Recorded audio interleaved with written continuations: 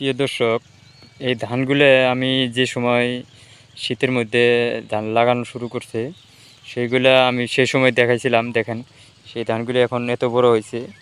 এই যেগুলো ধান, এগুলো ধান এখন এত বড় হয়েছে, যেগুলো সম্পূর্ণ ধান, যেগুলো যত আমি এইগুলো দেখাইছিলাম এর আগে, এগুলো এত বড় হয়েছে। আর এই যে পাশে আছে ভুট্টা, এই দেখেন ভুট্টা, এই যে ভুট্টা হইতেছে।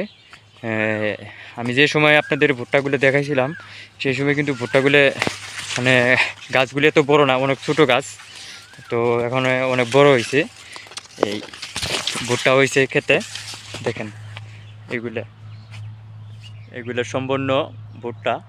দেখেন এই যে ভুট্টা ভুট্টা হয়েছে, দেখেন এই যে ভুট্টা, এগুলা ভুট্টা হইতেছে খেতে। দেখেন এগুলা ভুট্টা। এবং যেসব গম আছে, আরও অন্য অন্য ফসল আছে, তো এগুলা ফসলে আমি আপনাদেরকে তুলে ধরবো। দেখেন এগুলা আমি কিন্তু একদম ভুট্টা ক্ষেতের একটা লাল দিয়ে যাইতেছি। দেখেন এই যে আমার পাশে আর একটা ধান ক্ষেত আছে, এগুলাও আমি আপনাদের দেখাইছিলাম, তো আবার তুলে ধরলাম। এই দেখেন এই যে এগুলা এগুলা তো এইগুলো ধান কিন্তু অলরেডি থুর হয়েছে, মানে ধান শীষ বাড়াইব। এগুলো ধান, যেগুলা এগুলো অলরেডি কিন্তু শীষ বাড়াইব। এই যে পাশেরগুলো মানে এগুলো ছোটো, যত ছোটোর কারণে এগুলো করা হয় না।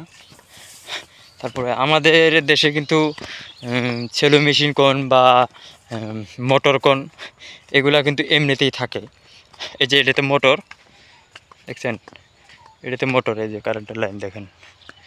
আর এটা হলো সেলো মেশিন, এটাও খেতে পানি দেয়। এই যে এটা এমনি থাকে সবসময়, সবসময় এমনি থাকে। এই যে এটা হলো ধান, এই যে পাশে হলো ভুট্টা। এগুলো গম অলরেডি পাকতেছে, আমি এগুলো কিন্তু আপনাদের মাঝে তুলে ধরছিলাম। এইগুলো গম, এলে পুরাটা জমিতেই কিন্তু গম গম পাকছে। দুই চার মধ্যেই কাটাকাটি শুরু হবো গম। আর এই যে পাশে দেখছেন ধান, এগুলা এটা হলো একটা দুপায়ের রাস্তা যাওয়ার জন্য, মানুষ কিছু চলাচল আবাদ ফসল উঠানোর জন্য এইগুলা, এই রাস্তাটা। আর এইগুলো গম দেখেন,